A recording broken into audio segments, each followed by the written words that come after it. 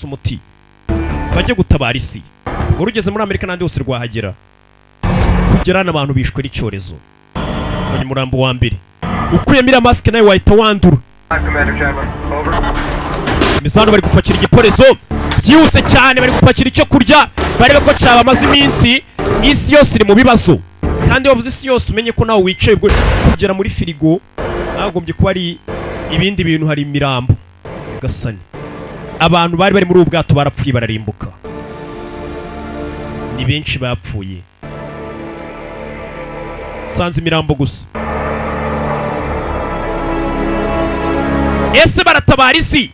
Filime bayise The Last Ship. Kugera hano dore imirambo, abantu icyorezo kiri kubayitana ku bwinshi. Ngo 80% by'abatuye isi bari bamaze gupfa, abandi barwaye, n'utarapfa aranduye kandi nta muti uhari, bivuze ngo ari mu nzira. Abasore, abagabo, ingimbi, ubwana buto, ntawe icyorezo kiri gusiga.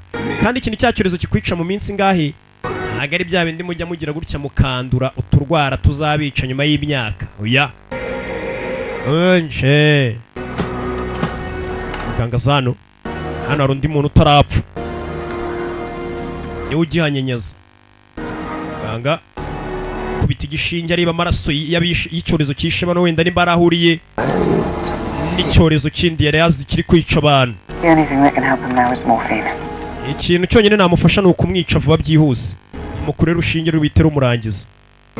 Arumukubitaho kugira ngo akomeze ababare, yamukubise rubite rumurangiza nyiri gitaraganye araca.